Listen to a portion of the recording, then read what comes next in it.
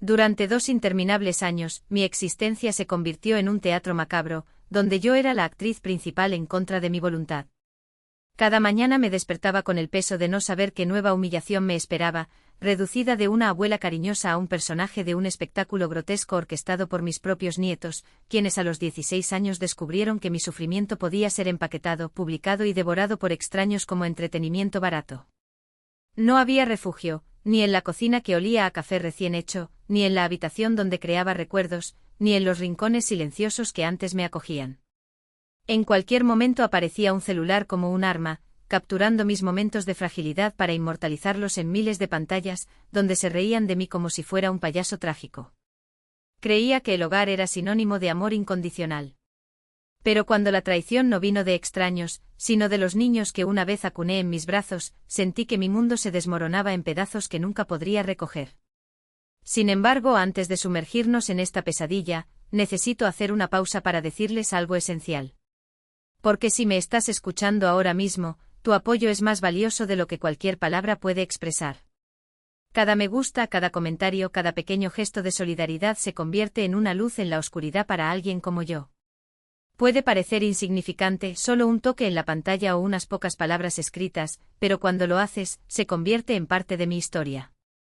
Me recuerdas que mi voz todavía resuena, que mi dolor tiene significado y que hay almas generosas en este mundo que comprenden. Si en algún momento mi viaje te resuena, te lo pido de todo corazón, házmelo saber. Eso es lo que me da la fuerza para seguir hablando. Mi nombre es Margarita. Tengo 36 años y nunca imaginé que mi vida daría un giro tan cruel, con mis nietos convertidos en verdugos. A veces cierro los ojos y veo como una película descolorida, sus manitas apretando las mías, sus cabellos que acaricié mientras se dormían, sus risas inocentes llenando la cocina mientras sacaba las galletas del horno. Esos momentos fueron reales y definieron el amor que sentía por ellos, un amor que pensé que era indestructible y eterno. Pero esos mismos niños crecieron para verme no como alguien a quien amar, sino como un objeto de su cinismo, como materia prima para un público hambriento de crueldad. La risa que escucho hoy es penetrante, despiadada. Las voces que alguna vez me calentaron ahora me desgarran con sarcasmo. Y lo más doloroso es saber que en algún lugar de su interior, eligieron este camino en lugar del afecto. Al principio me convencí de que eran solo bromas de adolescentes. Forcé una sonrisa cuando se escondieron detrás de las puertas o me asustaron en el pasillo, repitiendo que era solo una fase. Pero una frialdad se estaba apoderando de mí. El brillo en sus ojos mientras sostenían sus teléfonos celulares no era divertido, eran cazadores que alimentaban a una audiencia ansiosa por más. El día que descubrí tu canal fue como un puñetazo en el estómago. Títulos crueles, subtítulos burlones, extraños en los comentarios riéndose de mí, llamándome débil, rogando por más episodios de mi martirio. Me sentí expuesta, arrastrada por la plaza pública, pero la plaza era el mundo entero. Esa noche me quedé despierto mirando al techo con la sensación de que ni siquiera las paredes de mi casa ya me pertenecían, cada rincón se había convertido en un escenario. Pero en medio de esa desesperación, empezó a surgir una idea, frágil pero testaruda, ¿y si les enfocaba con las cámaras? ¿Y si mostrara al mundo su crueldad? ¿Y si, en lugar de mi vergüenza, fuera tu risa, tu violencia, tu traición lo que se volviera viral? Por primera vez en meses, me aferré a ese pensamiento como si fuera un salvavidas. Cuando intento reconstruir el comienzo de este infierno, me debato entre dos recuerdos. Los dulces que todavía brillan débilmente en el pasado, y los afilados, que me cortan como cuchillas en el presente. Hubo un tiempo en que mis nietos irrumpían por la puerta principal con las mochilas balanceándose, voces alegres pidiendo bocadillos o rogando que se quedaran un poco más, porque les encantaba estar conmigo. Todavía puedo ver sus zapatillas de deporte dejadas en el pasillo, los dibujos animados de fondo mientras preparaba la cena, sus cabecitas apoyadas en mi brazo mientras se dormían. Esos momentos fueron puros, llenos de la certeza de que el amor nos guiaría para siempre. Pero lentamente, casi imperceptiblemente, esa dulzura se desvaneció, dando paso a algo que no reconocí, como si los niños que amaba hubieran sido reemplazados por extraños con sus rostros. Comenzó con juegos tontos, de esos que esperarías de los adolescentes. Al principio incluso me reí, pensando que era inofensivo. Se escondían detrás de las cortinas para asustarme o se me acercaban sigilosamente mientras dormitaba, haciendo ruidos fuertes solo para verme sobresaltar. Me dije a mí mismo que era solo la energía rebelde de la juventud. Pero noté que ya no se reían de mí, sino de mí, y que el brillo en sus ojos tenía menos que ver con diversión y más con la búsqueda de una reacción que pudiera quedar registrada. Sus teléfonos móviles eran extensiones de sus cuerpos, siempre encendidos, siempre listos. Y entonces me di cuenta, ya no vivía días normales. Sin saberlo, estaba protagonizando un programa en el que nunca había aceptado participar. La primera vez que supe que estos bromas no eran privados, sino que se mostraban en línea, sentí que el suelo se abría bajo mis pies. Una vecina se me acercó avergonzada y me dijo que había visto un vídeo mío. Mi corazón latía tan fuerte que apenas oí el resto. Cuando encontré el canal, me temblaban tanto las manos que casi se me cae el cuaderno. Allí estaba yo tropezando con una alfombra, sobresaltado por un ruido, confuso y vulnerable, mientras leyendas crueles sugerían que estaba perdiendo la cordura. Comentarios de extraños llenaron la pantalla, riendo, pidiendo más. En ese momento comprendí que el vínculo entre mis nietos y yo se había transformado en algo irreconocible. Para ellos yo ya no era su abuela. Fue simplemente contenido. A partir de entonces cada día se volvió más pesado. Porque ahora lo sabía, cada vez que entraba en una habitación, cada vez que me agachaba para atarme los zapatos o buscaba algo en el armario, no me juzgaban como persona, sino como una posible broma. Los niños se volvieron más audaces a medida que el público los recompensaba, y lo que alguna vez podría haber pasado por una travesura infantil se convirtió en malicia. Seguía preguntándome dónde me había equivocado, reviviendo cada momento como si pudiera deshacer el pasado. Él ya respondió antes de que su mente pudiera siquiera procesar el siguiente golpe. Cada músculo dolía no solo por el esfuerzo físico, sino por la tensión de esperar el siguiente momento en el que se transformaría en el entretenimiento de otra persona. Y lo sabían. O como sabían exactamente dónde atacar. Esa mañana me desperté con el olor a quemado. No el reconfortante aroma de una tostada olvidada en la estufa, sino algo más ácido, más urgente. Corrí a la cocina y encontré la estufa a máxima potencia, una sartén vacía dorándose en el fuego y el humo elevándose en espesas espirales por el techo. Mis manos temblaron cuando apagué el botón, el calor quemó mis dedos como castigo por tardar tanto en darme cuenta. Entonces lo vi, la cámara en la esquina del mostrador, discreta pero colocada a propósito para capturar mi reacción. Habían esperado. Se esperaba que me despertara con el olor, que entrara en pánico, que mi rostro registrara miedo antes de que mi mente entendiera lo que estaba sucediendo. Y allí estaban asomándose por la puerta entreabierta, con los rostros iluminados por las pantallas de los teléfonos móviles mientras registraban mi confusión. Uno de ellos susurró, lo suficientemente alto como para que yo pudiera escucharlo: «Mira la desesperación de cerca, hombre. Esto va a ser oro». El otro se rió, un sonido agudo y triste como el crujido de una puerta oxidada. «La abuela cree que la casa está en llamas». ¡Qué drama! No fue solo la crueldad de las palabras. Fue la precisión con la que calcularon mi miedo. Sabían que el olor a quemado me haría revivir las noches de insomnio cuando eran pequeños, cuando me quedaba despierto hasta el amanecer solo para asegurarme de que la llama de la calefacción no se extendiera. Sabían que temblaba ante la idea del fuego, que mi voz se quebraría cuando gritaba pidiendo ayuda. Y lo usaron. No como niños que no saben el peso de sus acciones, sino como verdugos que estudiaron mis debilidades para sacarles el máximo placer. Cuando finalmente me volví para mirarlos, vi que ya no había vergüenza en sus ojos. Solo un hambre voraz por más. Por más miedos expuestos, más lágrimas filmadas, más momentos en los que me sentí demasiado pequeña para defenderme. Y fue allí, con el olor a quemado todavía pegado a mi ropa y la cámara apuntando a mi cara, que entendí, no iban a parar. No por lástima, ni por amor, ni por ningún vínculo que hayamos compartido alguna vez. Porque para ellos ya no era la abuela que los abrazaba cuando se caían de la bicicleta. Estaba contento. Y es necesario alimentar el contenido. Esa noche cerré la puerta de mi habitación con un suave clic, como si el fuerte sonido fuera a atraer más atención de la que ya tenía. Apoyé la espalda contra la madera, me deslicé hasta el suelo y dejé que brotaran las lágrimas, no por lo que había sucedido, sino por lo que estaba por venir. Porque siempre llega el cuarto día.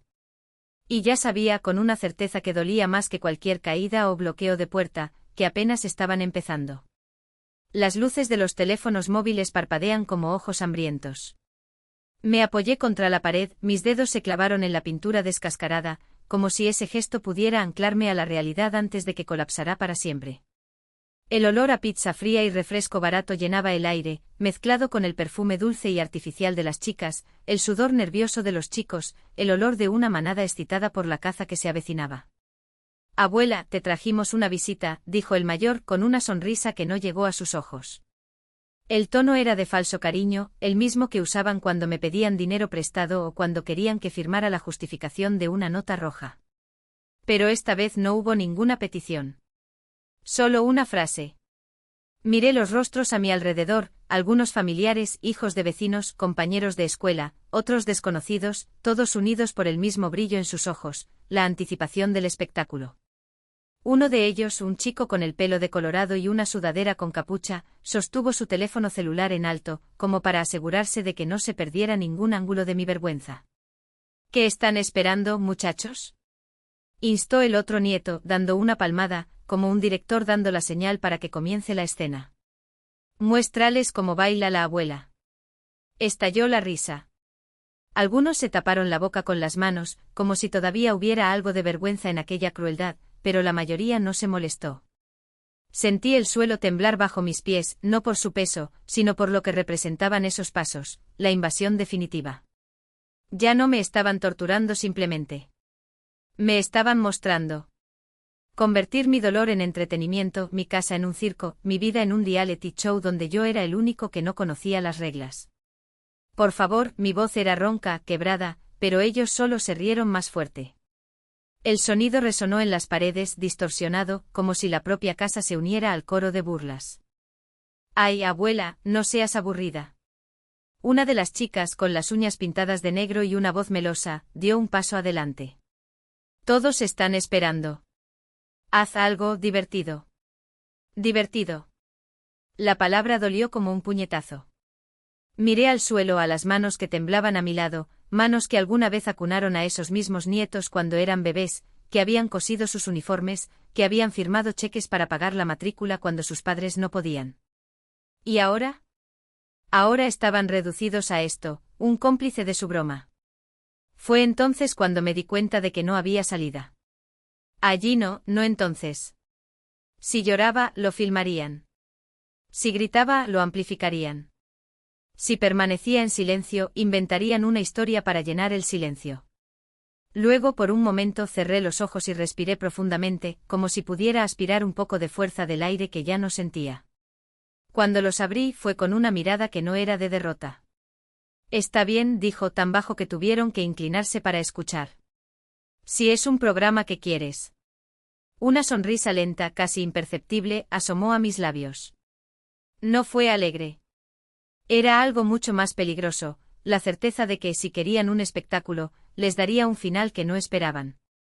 El mundo convertido en un ring y en mi propia casa, en el escenario de un espectáculo que nadie me pidió que protagonizara. Pero el silencio era engañoso.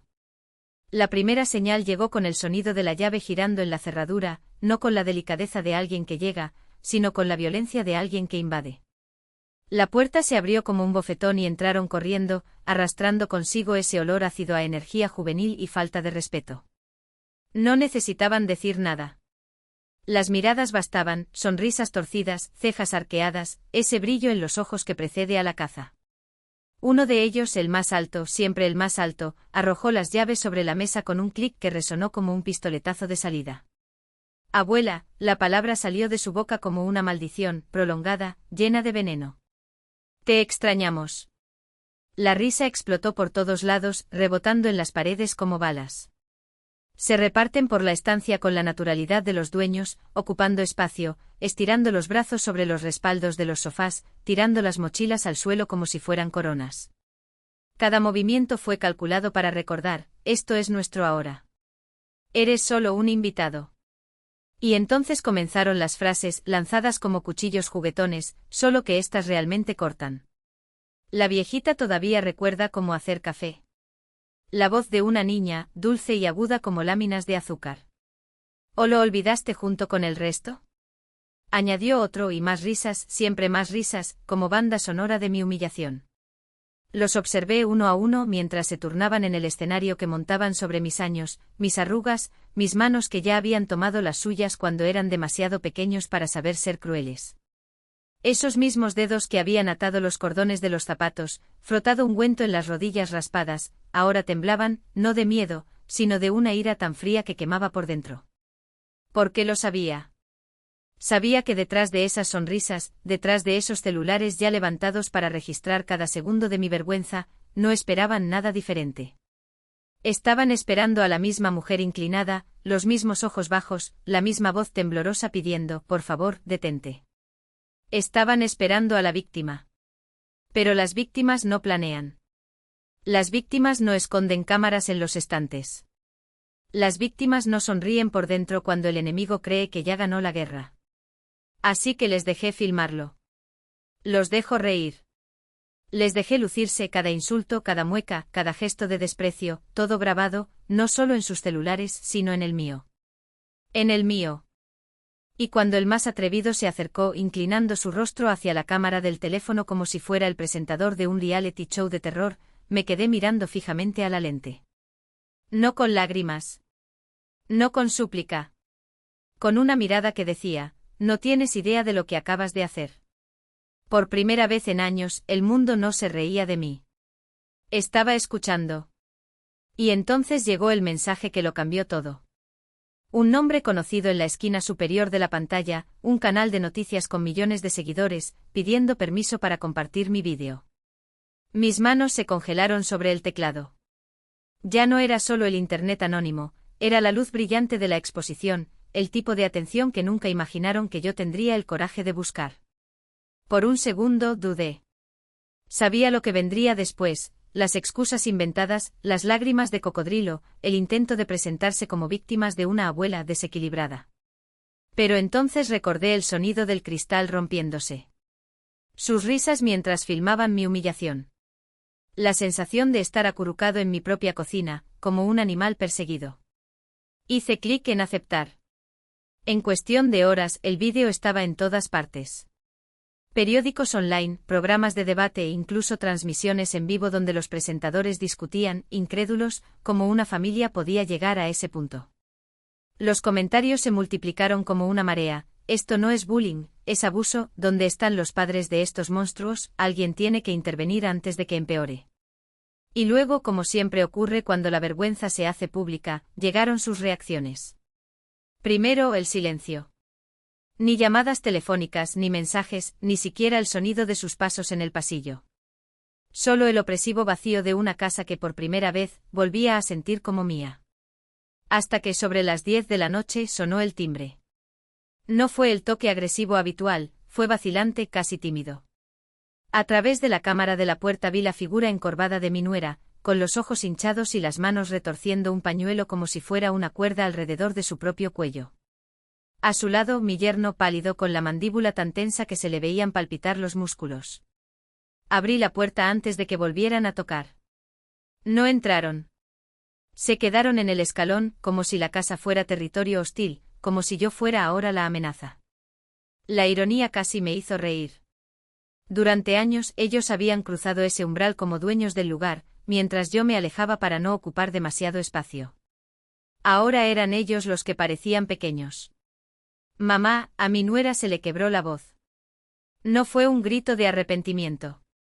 Fue el grito de alguien que por fin comprende que se acabó el juego. No sabíamos que era tan grave. No respondí. No era necesario. Las imágenes hablaron por mí.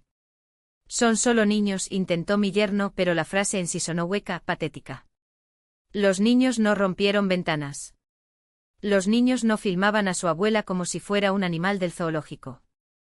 Los niños no transformaron el dolor en contenido. Tú los creaste así, dijo finalmente. No fue un grito. Fue peor, fue una declaración fría e irrevocable. Y ahora el mundo entero está mirando. El silencio que siguió fue tan denso que se podía cortar con un cuchillo. Ellos lo sabían. Sabían que no había excusa, que no había vuelta atrás. Que las escuelas llamarían. Que los amigos juzgaran. Que de ahora en adelante cada risa de sus hijos sería analizada a través del lente de la sospecha. ¿Qué quieres que hagamos?, preguntó mi nuera y por primera vez en años, no había ningún desafío en su voz. Solo miedo. Sonrisa. No es una sonrisa amable. Una sonrisa que decía, ahora aprenderás cuáles son las consecuencias. Primero, dije cruzándome de brazos, me vas a ayudar a limpiar este vaso. Sin embargo, en esa quietud, algo nuevo comenzó a nacer. No era la ausencia de sonido, sino la presencia de algo más profundo, la tranquilidad de alguien que por fin había recuperado el suelo bajo sus pies. Los muros, antes testigos mudos de mi impotencia, ahora guardaban el eco de una victoria que nadie me podía arrebatar. Cada objeto en su lugar, la taza de té intacta en el fregadero, la manta aún colgando sobre el marco roto, las fotos enmarcadas que nunca se atrevieron a tocar, parecían respirar aliviados junto a mí. Los vecinos, aquellos que antes cruzaban la calle con miradas fugaces o saludos vacíos, ahora se detuvieron a hablar.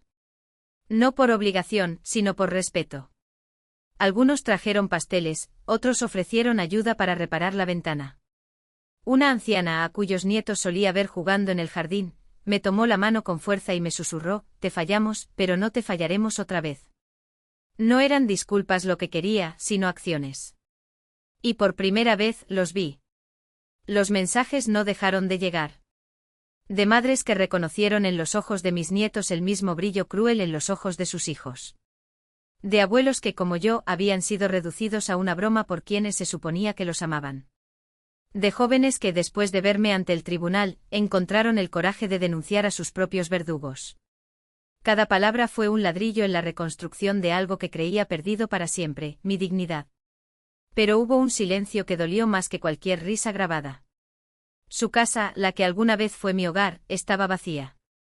Ni llamadas, ni pedidos de perdón, ni intentos de justificar lo injustificable. Solo el vacío donde alguna vez hubo un amor distorsionado. Y curiosamente fue en ese vacío donde encontré la respuesta que nunca tuve, no merecían mi pena. No merecían que desperdiciara una lágrima más por lo que destruyeron. Cuando llegó el vidriero para reponer la ventana, lo observé trabajar con una tranquilidad que me sorprendió. Cada golpe de martillo no fue solo un clavo clavado en la madera, sino el punto final de una historia que escribieron sin saber que yo estaba guardando la última página. Mientras limpiaba los fragmentos restantes, tomé uno pequeño, afilado, translúcido, y lo presioné en mi palma hasta que sentí el dolor. No por masoquismo, sino para recordar, eso dolía menos que su indiferencia. ¿Quieres que pintemos también?, preguntó, notando mi mirada fija en el marco vacío donde había estado la ventana rota. Negué con la cabeza. No. Deja la madera expuesta. Deja que la marca permanezca. Porque algunas cicatrices no deben ocultarse. Son un recordatorio de que incluso cuando el mundo se ríe de tu dolor, tú puedes reír el último. Y esa risa. Esto no tiene precio. Del silencio nació algo nuevo.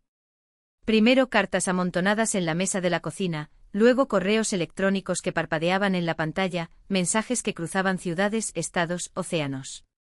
Los extraños se convirtieron en aliados, compartieron sus propias heridas ocultas y confesaron que mi historia los había liberado del peso del miedo.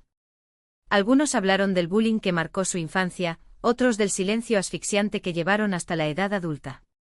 Pero casi todos cerraron sus palabras con la misma frase, como un eco que atravesó continentes: me diste esperanza.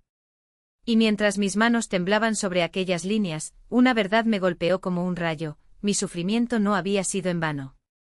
Cada lágrima, cada noche de insomnio, cada mirada de desprecio que me había tragado en silencio, todo eso, cuando se le daba la vuelta, se había transformado en la fuerza de otra persona. Una fuerza que ahora sostiene manos extrañas, que enciende luces en cuartos oscuros, que hace temblar los muros de la vergüenza. Mientras tanto, el precio que pagaban mis nietos crecía cada semana. Sus nombres, alguna vez pronunciados con orgullo por maestros y vecinos, ahora llevaban consigo el olor pútrido de la humillación. El canal que habían construido con tanto esfuerzo, ese altar de la vanidad, se había derrumbado como un castillo de naipes. Los seguidores se evaporaron, las reputaciones se convirtieron en cenizas.